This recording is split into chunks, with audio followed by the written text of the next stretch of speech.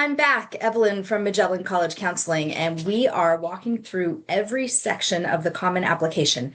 And I'm trying to give you the little tidbits of important information so that you aren't surprised by stuff as you encounter it. So we're ready to talk about the education section. I consider this kind of the most important section, to be honest with you. There's a lot going on in here. So let's walk through it. Remember, I'm looking over here at my big screen. So here we are in the education section. I'm going to unfold it and we're going to start at the beginning with current or most recent secondary school.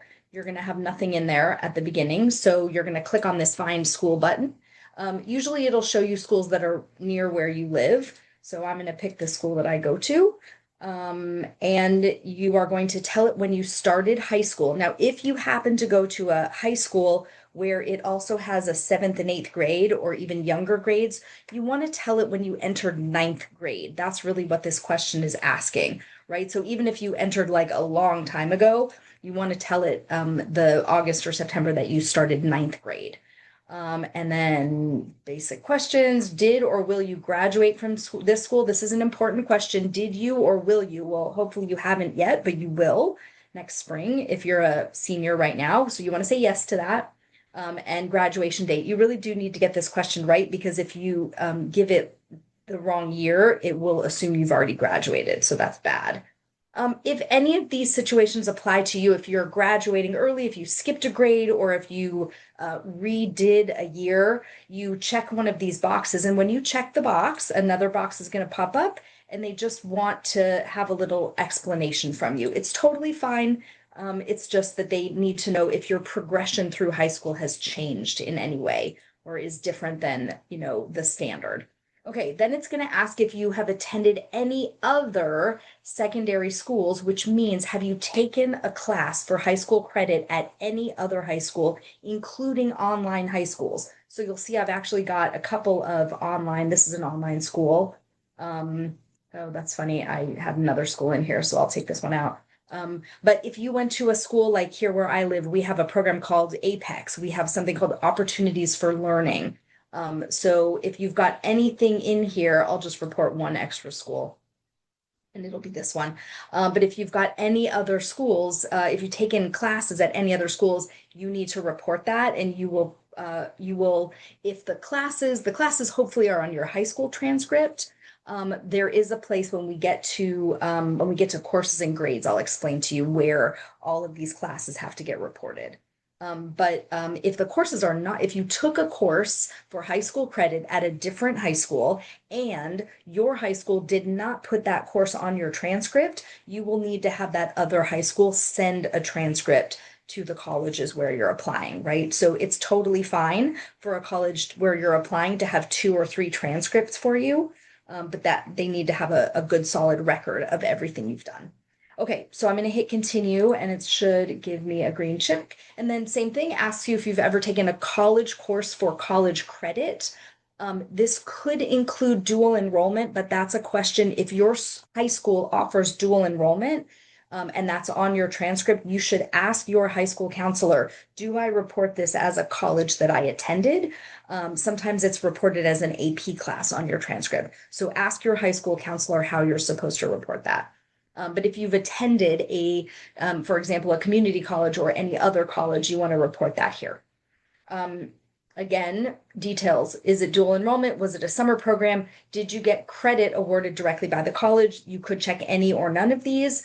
When it says from and to, what they really mean is when did you start the class? When did you finish the class? That's what from and to really mean.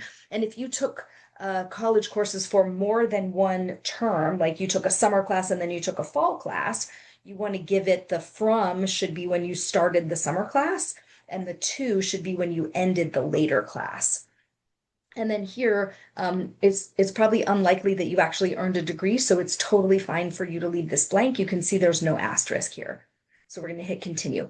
Now we get to this section that they call grades, which is kind of funny to me because it's not really about your grades. There's only 2 required questions in this section. The first one is how many students are in your graduating class? It's okay if you just know approximately how many.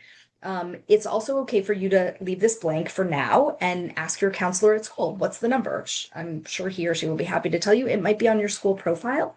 but they're just, again, trying to get a feel for the context in which you were educated. If your school reports a rank, right? So a lot of schools don't report a ranking at all. Totally fine. Just hit none and it won't ask you any more questions.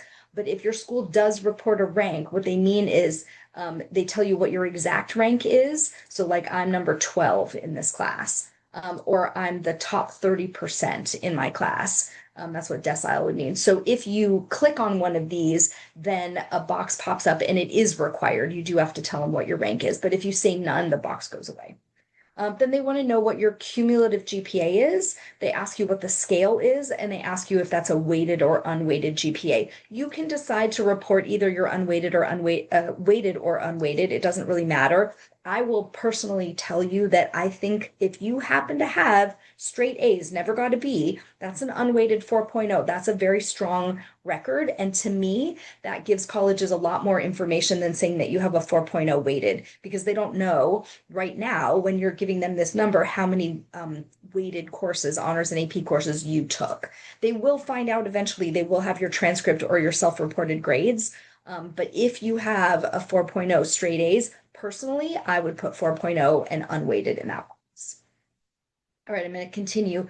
Now, this is the section that I actually tell all my students to not fill in until you get to the beginning of your senior year, because this, what they're asking, current or most recent year, really they're asking for your senior year courses, right? So they're going to have your 9, 10, 11 courses either on your transcript or on your self-reported grades. And this is where you're going to tell them, here's what I'm taking this year in 12th grade. They need to know both semesters. So you may, for example, have a government class first semester and an economics class second semester. That's two separate classes. So the first question they ask you is, list all the courses you are taking this academic year. How many courses would you like to report? And the thing is, if you put a 7 in here and you start going through and you're going to tell it, okay, I'm taking a full year of statistics and I'm taking a full year of English, and then I'm taking another English class, which is just a semester. And let's just say I'm taking AP Environmental Science, which is AP, and I'm taking a full year of that. If you go back and you change this, oh, wait, I forgot. I have two one semester courses. So really, I actually have to report 8. Watch what happens. It keeps the subject and the course title and the level. And for some reason, I don't know why, the schedule goes away. So if you start, look, the schedule went away. You have to go back and like fix everything. So what I would honestly do, since things move around at the beginning of the school year, I would just wait until the beginning of the school year, give it a couple weeks. You're not in a rush, right? We're not here to rush through this. We're here to be accurate. I would just wait until everything is settled and your schedule is fully settled and you're in it, and then go into this section. Okay, so I'm going to scroll to the bottom and hit continue, and it will not give me a green check because I haven't answered all the questions. Okay, now we get to the honors section. So what does this mean? Do you wish to report? It's going to look like this when you click into it. Do you wish to report any honors related to your academic achievements? So, for example, does your school have honor roll or high honor roll or dean's list or president's list? Did you win a journalism award at a competition? That's an academic award. Are you in the National Honor Society or your state's honor society or scholarship organization? It has to be academic though. So I tell my athletes, if you ever won a student athlete award, like a high GPA athlete award, you can absolutely list that because that's an academic achievement. But you don't want to list awards that you won specifically for your sport. Okay. So if you say yes, it gives you up to 5 spaces, only 5, and it doesn't give you a place to explain them. So all you get to do is put the title in here. You could see if you have any College Board awards. So if you have like AP Scholar with distinction, that goes in here. Then it wants to know what grade level you earned that award. It's possible to earn an award multiple times, so you can report this multiple times. It wants to know your the level of that recognition. So if you're AP Scholar with honor with distinction, that's a national honor versus honor roll, which would be more of a school level award, right? You get up to 5. Again, all you get to do is the title. That's all you get. All right, I'm going to keep going. These last two questions are a little bit for informational purposes. So indicate the number of community programs or organizations that have provided you with free assistance in your application process.